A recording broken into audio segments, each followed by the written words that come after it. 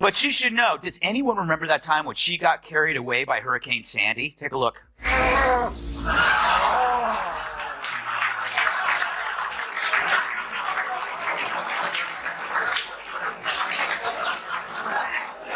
Thank you. A bizarre video shows a bull casually mounting a scooter and riding it. Wow, would you look at that? Huh? Joy Behar can ride a scooter. Joy Behar broke down on live television. Furthermore, it wasn't caused by ill luck or hot flashes. Botox, she has more burns than a summer barbecue thanks to Gutfeld and Timpf. Let's also assume that her chair was the only item that remained intact, and even that appeared embarrassed. What went wrong that caused Joy to lose her temper during a carb-free brunch? Hold on tight, because this takedown was messier than her last attempt at a punchline. I want to hit myself in the face so I can feel something. You know, it's like so boring. She's like, yeah, I like Instacart, but don't worry, I tip the pours. But, you know, Joy, you actually don't like Instacart, and you do like the store. And then Joy is like, yeah, I do. I like to go to the store. I like to walk around and see what's at the store, what I do want, what I don't want. Maybe I want tuna fish, and I just want to hit. It began like any other day on a network that is still frantically trying to maintain the appearance that it is engaging in real news. An elderly group of inebriated television presenters nodding in unison with their own conceit each is frantically attempting to surpass the other in terms of theatrical fury. As though their talk alone could clear the skies, or at the very least persuade spectators that this was the height of intelligent debate. Their combined viewpoint drifted around like a parade of large, boisterous, and primarily hot air-filled inflatable balloons. Joy Behar accused Elon Musk of being pro-apartheid, but then begged him afterwards not to sue. Musk lawyers have yet to comment because they're still checking to see if it's legal to sue a cow.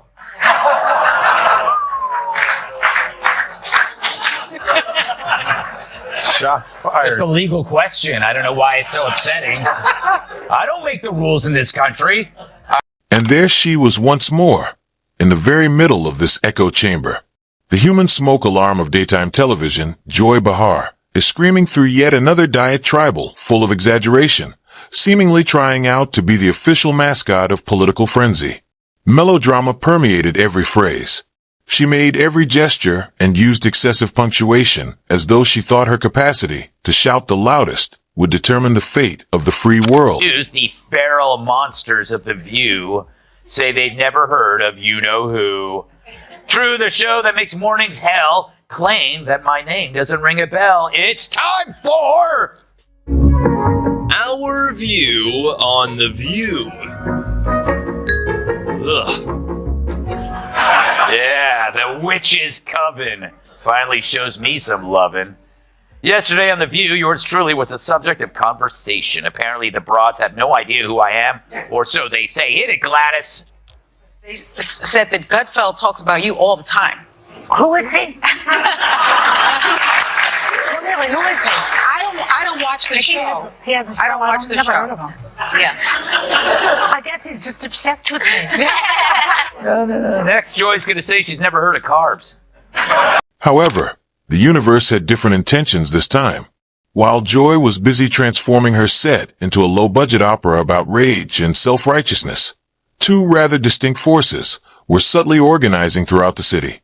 The masters of tactical trolling and deadpan devastation, Gutfeld and Timpf, were putting together a takedown so deadly and casually dismissive that it almost caused the tension in Joy's studio to rise. Seriously, her denial of knowing me is as believable as her red hair. But obsession? I mean, come on, Joy. Where would you even get that idea? Like Joy Behar's face, it's looking worse and worse by the day. More full of crap than Joy Behar after a night of scotch and Taco Bell. Her being named Joy is like me being named Ugly. Joy wasn't there on the show. Apparently Mondays are her days off when she feeds in the pasture. It now smells like a humid day inside Joy Behar's moo-moo. And the motives stink worse than Joy Behar's jog bra. I mean, assuming she jogs. Oh, wait, there she is. They avoided yelling and posing in their style. It involved using irony and sarcasm like a knife to cut through pretense with surgical accuracy. The coffee cups on Joy's messy table, which had long been used to withstanding verbal explosions and theatrical outbursts, most likely began to perspire anxiously as they realized that this wasn't simply another echo chamber day. It was unexpected. Joy, an expert in the field of television melodrama, has established herself by approaching every political discussion as though it were a Shakespearean tragedy. Her performances, which are always turned up to 11, frequently include dramatic eye rolls, uninvited history lessons from Wikipedia, and emotional outbursts that could rival those of tele performers. She sees herself as the unafraid truth-teller. Actually, she's the person you don't want to sit next to on a lengthy journey. Enter Greg Gutfeld, the arrogant, unconcerned sadist whose entire persona consists of pointing out absurdities without exerting any effort. Because of the man, mocking is now an Olympic sport. Additionally, he wasn't just taking part in this Joy Spins Out of Orbit episode. He was setting records. No, I'm also not surprised that there's one part of the video from the show yesterday that you left out. Oh, really? Yeah, can we roll that, please? I don't watch the show that much, but I've seen it. Who is that? Who is that? Greg Gutfeld's one of the hosts of The Five who, if I don't have anything nice to say, I generally don't say anything at all. I would just say this. His show should be called Cat Timpf, not Gutfeld, because she's the funny one on it.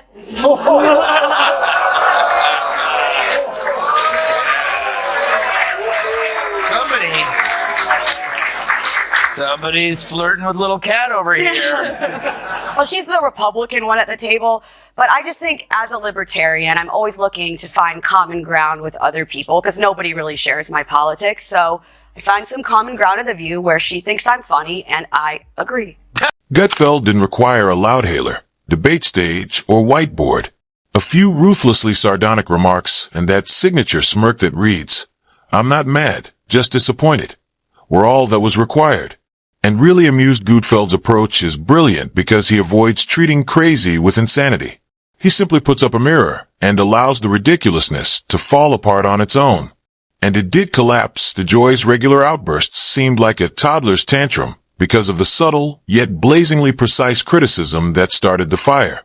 Greg presented her shouts as overblown theatrics from someone who mistakenly believed a daytime talk show to be a UN conference, rather than as audacious professions of courage. He did not dispute his diagnosis. Furthermore, there is no treatment for terminal self-importance. However, if the scalpel was Greg Gutfeld, guillotine was Cat Tim. She analyzed Joy's entire performance with her trademark mix of sardonic humor and unwavering logic in the informal setting of someone doing laundry. Tim didn't speak louder. She just did what she does best without insulting anyone. With the grace of a bored honor student correcting her substitute instructor, expose hypocrisy. Here's Joy Behar talking about refusing to share a kidney. I find My it friends with bizarre. a Trump supporter. I won't give them a kidney, but I could be friends with them. Hey, Joy, it's a kidney, not a pizza. Of course, she's kidding at first, but then she goes on to explain the moral foundation for her resentment, and it's the same one that drives all deadly ideologies. Tim nearly surgically destroyed Joy's worldview. Where Joy veered into theatrical monologues, Kat relied on clarity, and Joy leaned on volume. The entire audience was left wondering if Joy may simply burst into flames as Kat pierced the balloon with a one-liner so piercing.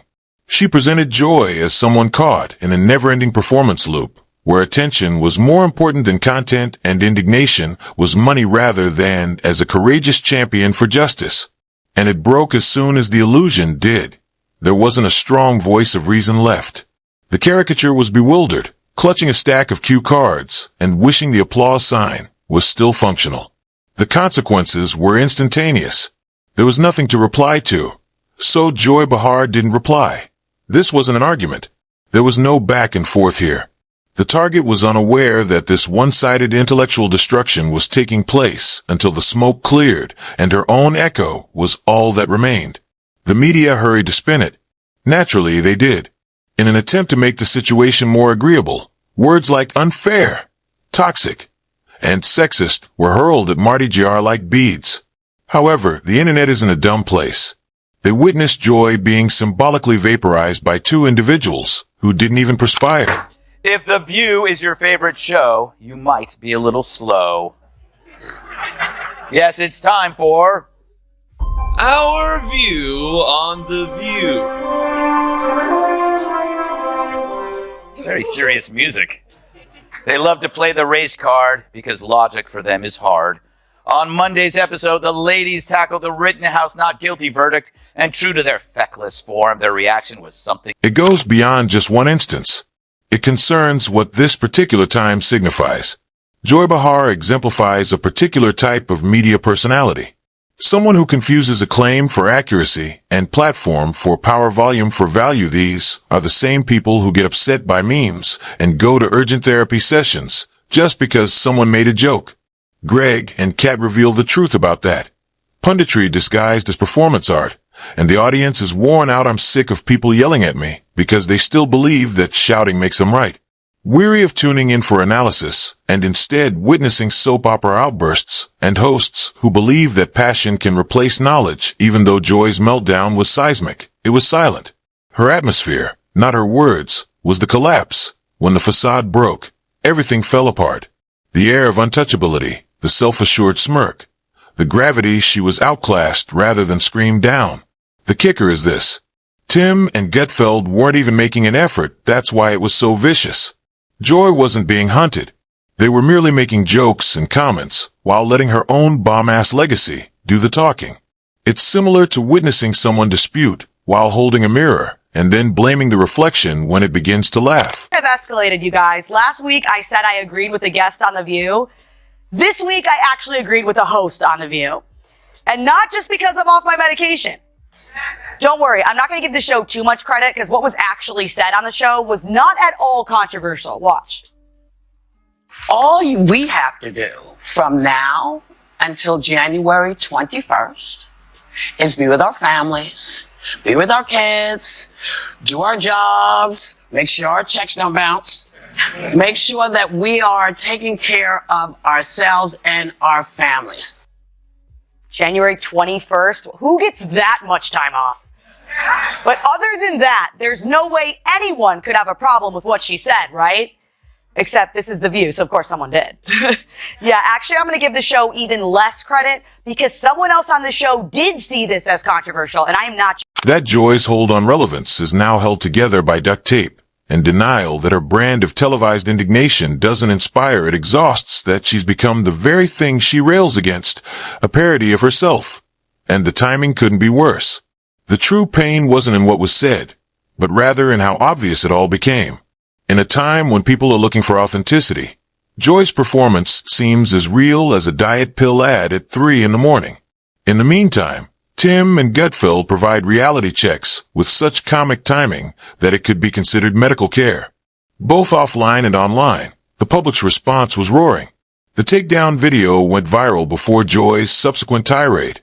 Memes were created, and the icing on the cake was the silent treatment. Joy, who is typically a fountain of thoughts, fell silent. No clever rejoinder, no ferocious response like a sitcom character whose laugh track abruptly quit working. Just static. The loudest sound of all is silence when your entire persona is based on noise. Yeah, that's a point. Maybe I am obsessed, but some people are obsessed with Bigfoot, and they don't get to see him on TV every afternoon. And if they did, could they tell the two apart? I don't know. But yeah, it's true. I am obsessed with her the way a mongoose is obsessed with snakes. She may have attempted to take back the story at this point.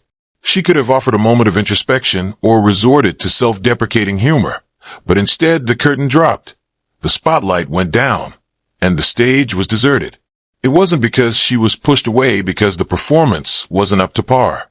Joy Behar survived an argument without being destroyed. She never lost a fight.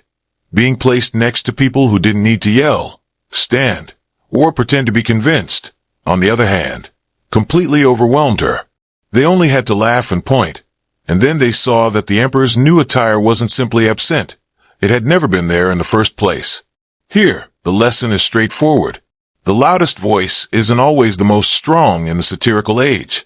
It is the most vulnerable. Joy attempted to yell. Kat and Greg did not roar back. The curtain is now closing on a certain type of daytime performance art when they just put up a microphone and allowed the audience to hear the echo. The outdated theory that outrage plus volume equals influence is dying like a sitcom script. The audience wants more, They are looking for humor that is effective, analysis that makes sense, sarcasm that isn't overt it hurts. Ultimately, this was not a disagreement or a conflict. It was a vibe check rather than a confrontation, and Joy Behar failed. Yes, Kat did. Right, Kat, did you ever see such a group? It's amazing how Joy and Whoopi became the smart ones.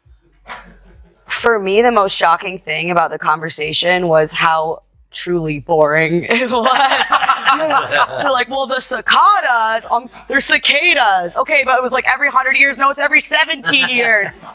Do you know how many Emmys this show has? 31. 31 Emmys. This show has 31. I mean, I'd hate to see the conversations that don't make headlines. It was the sort of collapse that didn't call for a massive plot, a high-profile leak, or even a moment of silence. Joy Behar's disintegration occurred in plain view of a country that has long perfected the art of cringe-watching in a quiet, humorous manner. The all-knowing, all-talking, fiery truth slinger of her carefully constructed persona on daytime TV fell apart like a Jenga tower, composed entirely of soggy takes and misplaced smugness. And the best part was that no one had to do anything to push it over. All it took was the slow, relentless force of humorous sarcasm and hard, common sense. There was no takedown in the conventional sense of the word. There were no yelling contests, protracted social media feuds, or final stand. Twitter posts written with shaky fingertips and righteous rage or slow motion nosedive into the swamp of her own inflated sense of self-importance caused her to collapse. And it was magnificent. As if she were conducting a courtroom instead of a couch-side chatterfest.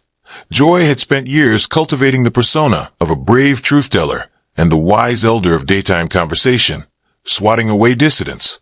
However, somewhere along the line, the atmosphere changed. What had been fearless suddenly appeared desperate. Joy was already stumbling on a pedestal she had erected much too high for her own stability when Gutfeld and Timpf came on screen with their trademark deadpan detonation, and what had previously sounded daring started to seem bitter. The best part was that nobody had to argue with her verbally.